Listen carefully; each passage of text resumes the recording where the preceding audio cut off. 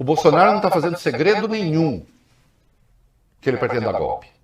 Nenhum. Hoje houve uma escalada golpista, houve um ataque direto feito pela primeira vez em uma solenidade de Estado contra a democracia brasileira pelo presidente da República. Ele mentiu e mentiu muito. Hoje é dia 19 de julho de 2022, dia seguinte a esse hoje que falaram aí o Reinaldo Azevedo e depois o Pedro Doria, dois dos principais jornalistas brasileiros, dos que mais têm se empenhado em mostrar o perigo que a gente está passando na democracia do nosso país, o quanto nós estamos caminhando na beira do abismo. Mas nem todo mundo está botando fé, nem todo mundo está acreditando nisso, e ninguém quase está agindo para impedir. Muito pelo contrário. Bem, a propósito, as falas deles estão relacionadas à reunião que ontem Bolsonaro fez com embaixadores de países mundo afora. Ele convocou para falar mal do processo eleitoral brasileiro e que estiveram numa reunião fechada lá com o presidente do Brasil e criticou as eleições, o processo eleitoral do Brasil, considerado até aqui um modelo para o mundo. Mas ele quer acabar com esse modelo. E é claro, esse é o assunto que está nas manchetes dos jornais Brasil afora hoje, o assunto que domina. Folha de São Paulo, Bolsonaro mente sobre urnas a estrangeiros. Fachin pede basta. O Globo, TSE e candidatos reagem a ataque de Bolsonaro à eleição. A embaixadores, presidente expõe teorias conspiratórias. Fachin rebate. O Estado de São Paulo, sem provas, Bolsonaro ataca urnas diante de embaixadores. Eu não gosto desse negócio do sem provas, que é comumente usado pela imprensa em geral, porque fica parecendo que haveria a possibilidade de existir prova. É sem prova porque não existe prova mesmo. Não precisa nem dizer que é sem prova, não. É claro que é sem prova. Ele não tem prova, nem vai ter. Só se ele inventar uma prova.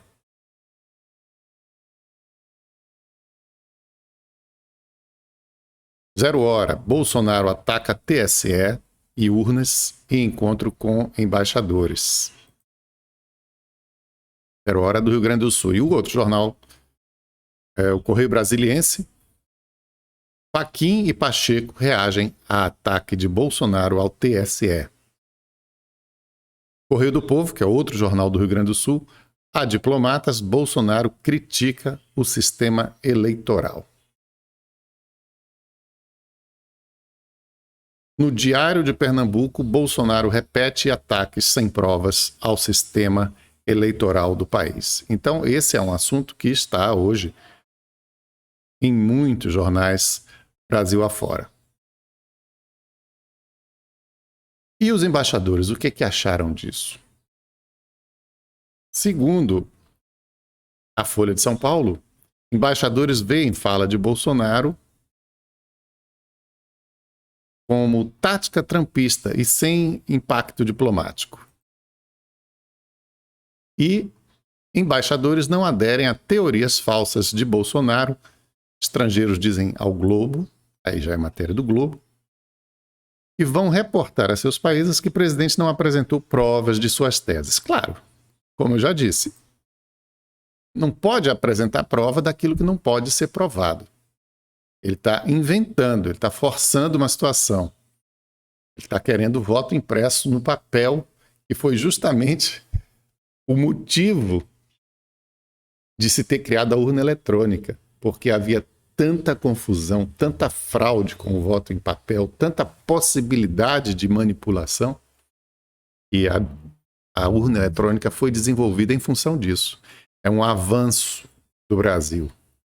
E agora, como estamos no governo do retrocesso, ataca-se a urna eletrônica com apoio de militares, com apoio de civis, com a omissão de um monte de gente, com a covardia de outras tantas.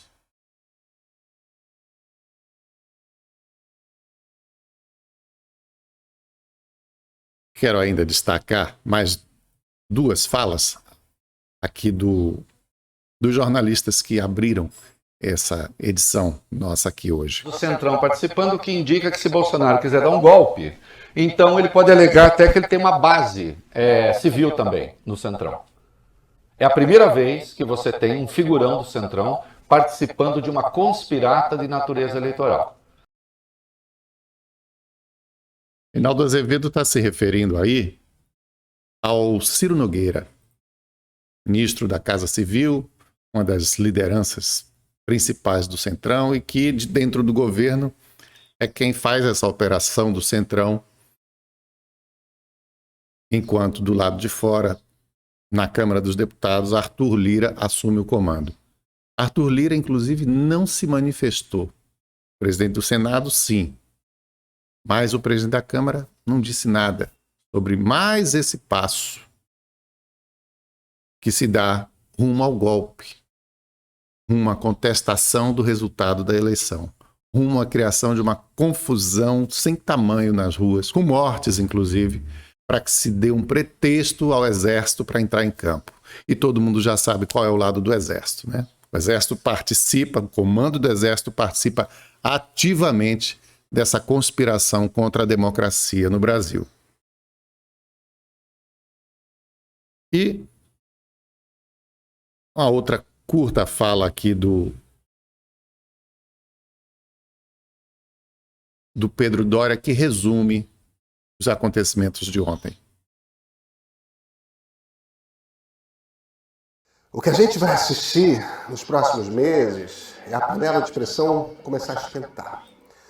Vamos ouvir cada vez mais o apito. Hoje, o que aconteceu hoje é que o fogo foi ligado.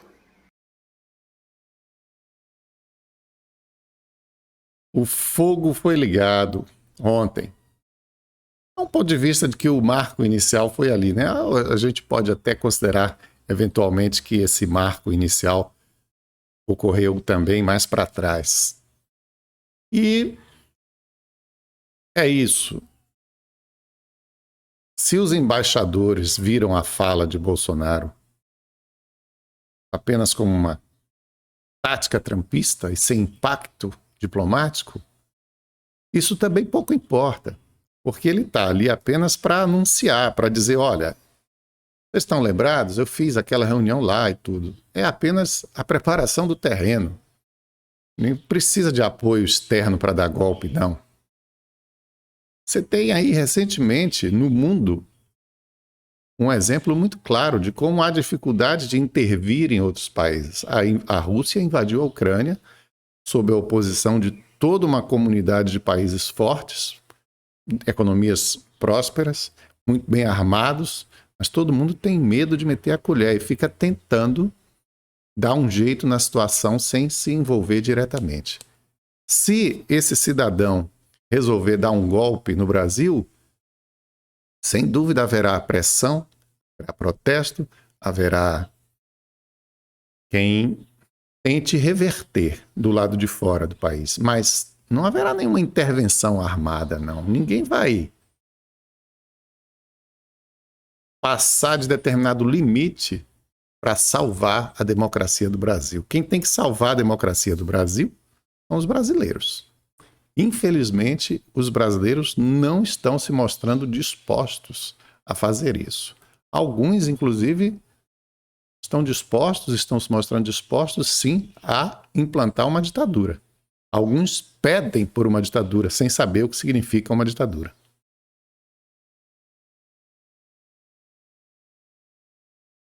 Em relação à eleição presidencial, ontem teve essa reunião. Caciques do MDB em 11 estados selam acordo para apoiar Lula no primeiro turno. Essa reunião é uma formalização, uma maneira de causar impacto, gerar uma imagem. Mas não há novidade propriamente aí, porque já havia dentro do MDB pessoas querendo apoiar Lula e outras querendo apoiar Bolsonaro, e a candidata mesmo do partido, Simone Tebet, tentando se viabilizar enquanto isso, mas não está conseguindo, né? Simone Tebet fica ali no mesmo patamar de Pablo, não sei das quantas, candidato do PROS, um coach evangélico, do Janones, um deputado federal pouco conhecido ainda lá de Minas Gerais, que surgiu aí na greve dos caminhoneiros.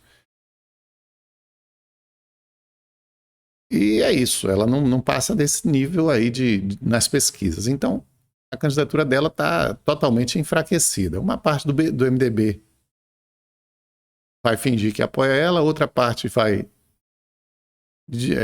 claramente apoiar Lula, outra parte vai apoiar Bolsonaro e vai ser assim. E não tem jeito. Na eleição baiana, a Justiça Eleitoral suspendeu a divulgação da pesquisa Atlas para o governo da Bahia, por conta de uma ação do União Brasil, que questionou a pesquisa, que tinha vários pontos assim questionáveis, né? Agora, uma coisa que eu quero observar, que ontem eu falei que não tinha encontrado essa pesquisa no site do TSE, mas ela era uma das que eu citei lá. Atlas Intel é o nome de fantasia da empresa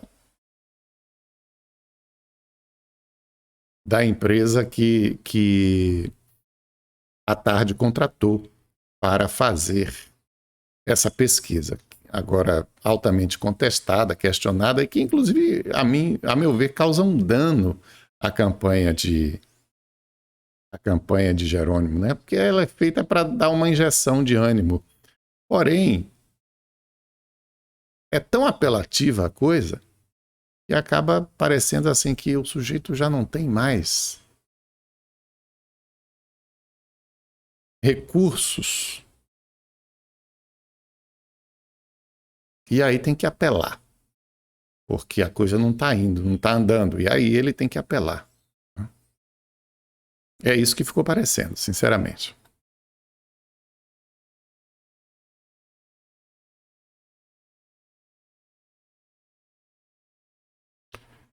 Finalizando aqui as manchetes dos jornais de hoje, a gente tem na Folha de Pernambuco vacinação para crianças de 4 anos e no Jornal do Comércio também de Pernambuco vacina a partir dos 4 anos. Hoje é o foco em Pernambuco. O jornal O Globo traz uma notícia que é relevante também, embora não esteja na manchete, e que eu vou compartilhar aqui com vocês.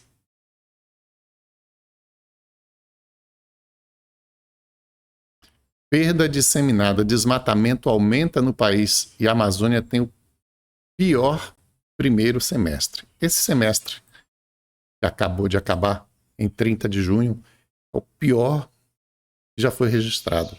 É o pior em 15 anos, que é quando a gente passa a ter registros mais confiáveis, medições melhores do desmatamento. E a matéria fala também que não é só a Amazônia que sofre com essa situação. Não é só a Amazônia. E é justamente o que mostra a manchete do jornal goiano, O Popular. Goiás desmatou o equivalente a 31 mil campos de futebol. A devastação aumentou 36% em 2021 em relação ao ano anterior. E o déficit na fiscalização, naturalmente, contribui para o problema, já que mais de 70% da retirada de vegetação foi irregular. Então, o Brasil é um país em processo de autodestruição. Agora vamos ver se a gente consegue salvar as crianças. As manchetes dos jornais baianos são essas. À tarde, falta de busca do reforço agrava o risco de Covid. E a taxa de imunização com terceira e quarta doses é baixa tanto na capital quanto no interior. E aí tem a foto grande aí com a criancinha. Salvador inicia a imunização de crianças entre 3 e 5 anos. E no jornal Correio, também traz esse início de vacinação para crianças de 3 a 5 anos em Salvador, registrando que houve baixa procura. Também a manchete é a Covid, mostrando a letalidade em alta. Total de mortes por Covid em julho já é 80% maior do que junho. Veja, está contando aí 18 dias de julho e o mês inteiro de junho. Em 18 dias foram 166 óbitos em julho. No mês inteiro de junho foram 92. Então, há um agravamento aí muito claro da situação e, ao mesmo tempo que há esse agravamento, existe um relaxamento, né? Existe um relaxamento. As pessoas é como se elas já não dessem mais muita importância ao assunto. Contudo, o povo se acostuma, né? E, infelizmente, se acostuma até com execuções praticadas pela polícia. Eu ontem falei aqui com muita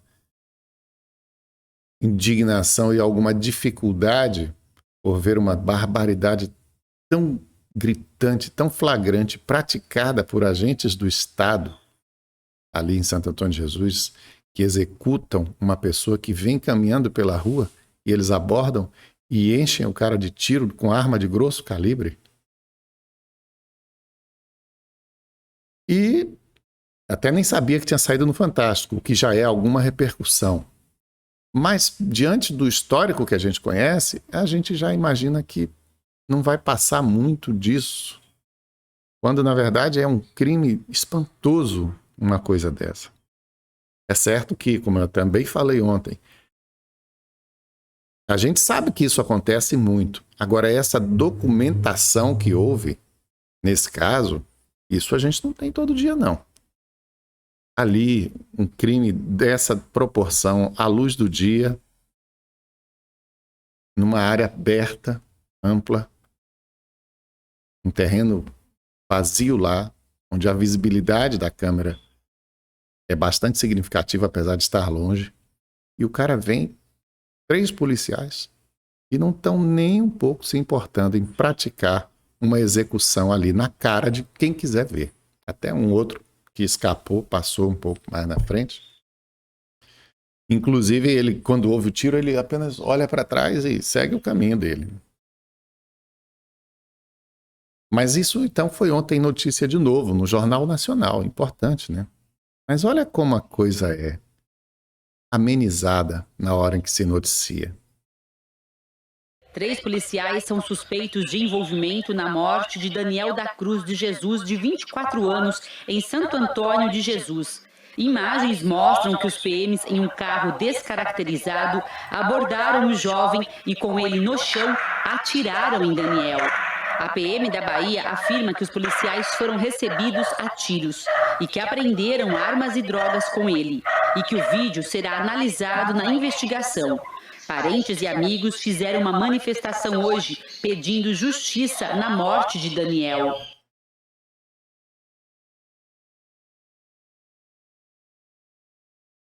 Olha só. Agora vamos ver de novo. Curtinho, né?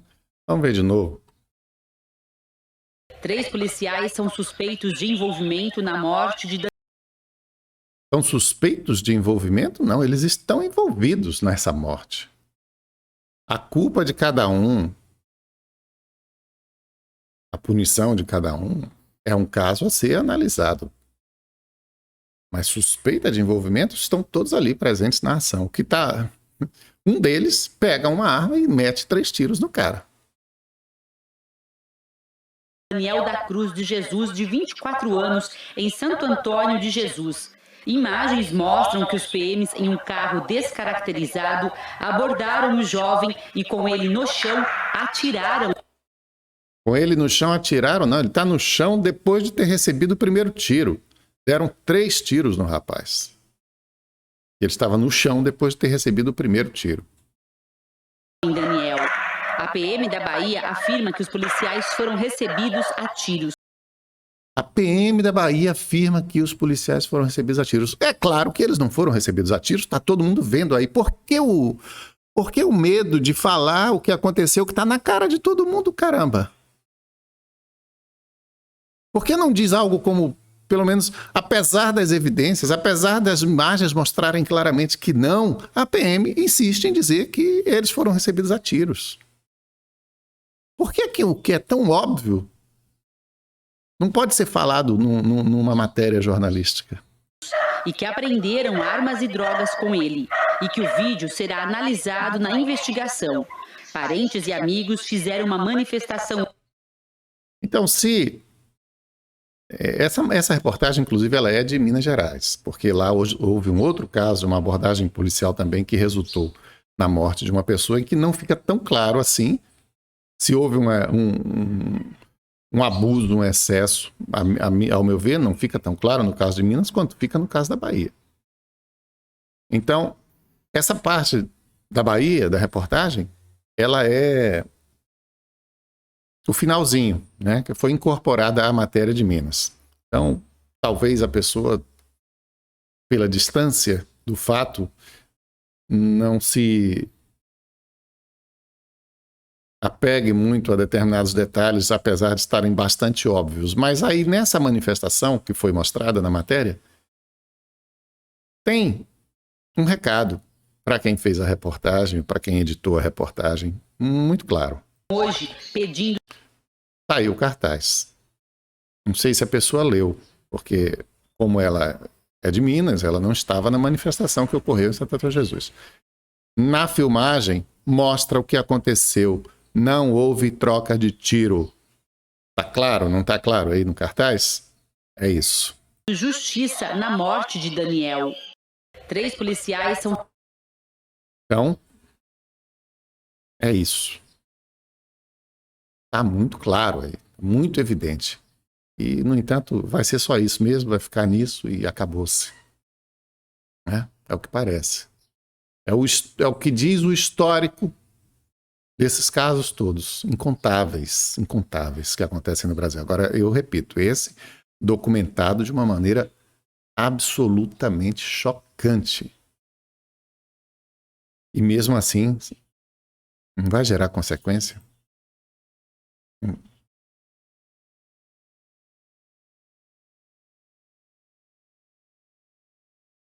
A Prefeitura de Feira de Santana está forçando a amizade agora com a Câmara Municipal. Vocês sabem que a Câmara vota em tudo contra o prefeito. Eu já disse que se a Prefeitura quiser mudar um nome de rua, não consegue na Câmara se os vereadores estiverem a fim de contrariar o prefeito, como estão sempre. Mas aí a Prefeitura resolveu forçar a amizade. Por que eu estou dizendo isso? Repara só, nesse comercial que foi lançado pela Prefeitura, que está sendo lançado agora pela Prefeitura.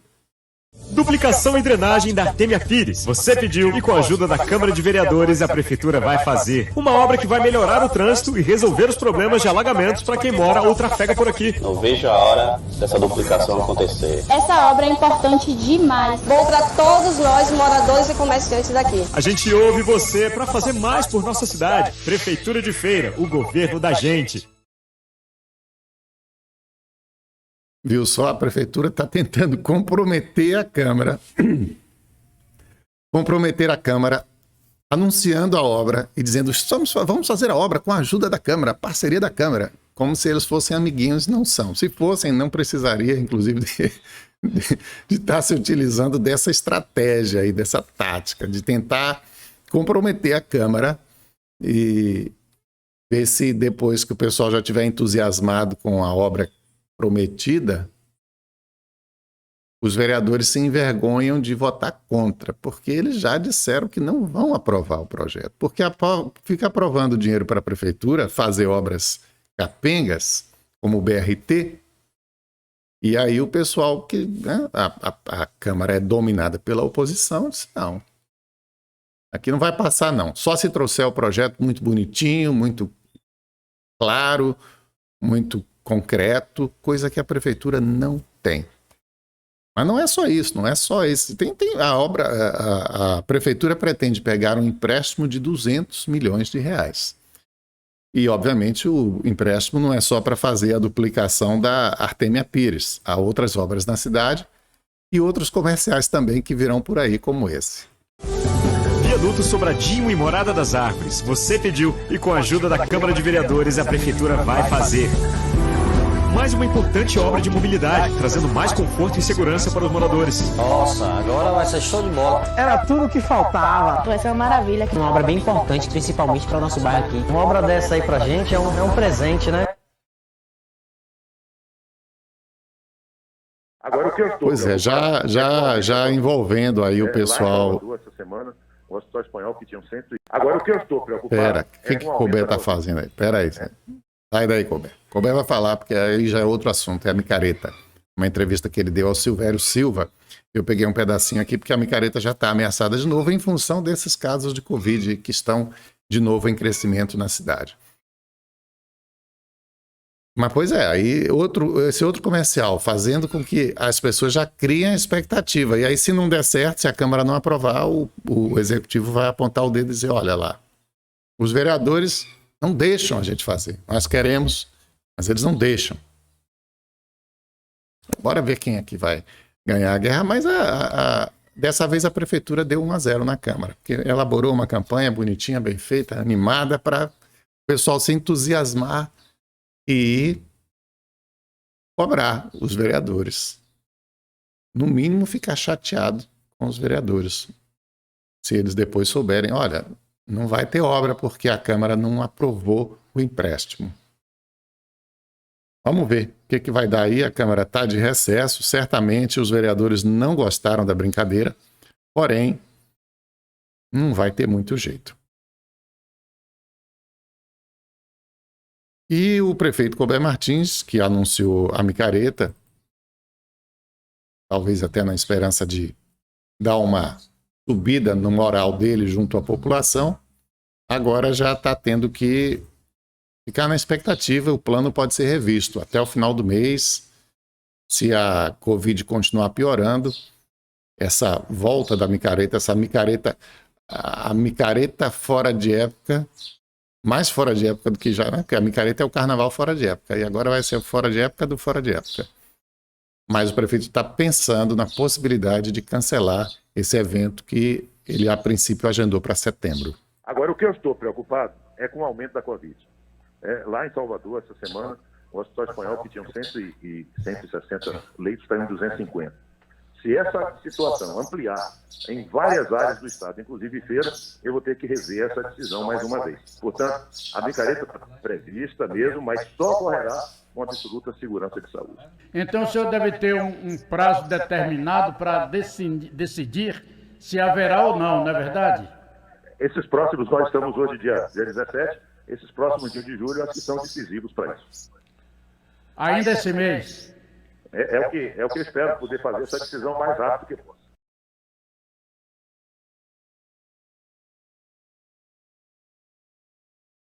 Pois é, a micareta, o prefeito estava sonhando e muita gente também já conhece, a gente estava toda entusiasmada pela micareta e tal. Pode ser que entre água, não aquela água de abril das chuvas que costuma entrar na micareta, mas a Covid pode atrapalhar. Curioso é que meu amigo Borega, grande chargista, tinha feito, antes desse anúncio, essa charge. O grito de micareta, mas eu gostei demais disso aí. Pegando o famoso quadro O Grito, de Munch, Edvard Munch, e colocando aqui na carinha do grito o prefeito Colbert. Né? A micareta era um grito do prefeito acho eu que de esperança das coisas melhorarem em popularidade, etc., mas agora pode acabar virando também pode acabar sendo cancelada, né? Porque se a Covid não reduzir drasticamente aí. Ao contrário, ela tem aumentado, mas vamos ver como é que a coisa se comporta até o final do mês, como disse o prefeito. E vamos ficando por aqui hoje. Amanhã estaremos de volta na quarta-feira. Um abraço para você. Lembra de curtir, compartilhar, comentar. Eu nunca lembro de pedir, só quando chega no final do programa. Era para fazer isso lá no começo, no meio, mas vou aprender. Obrigado para você. Um abraço. Até amanhã.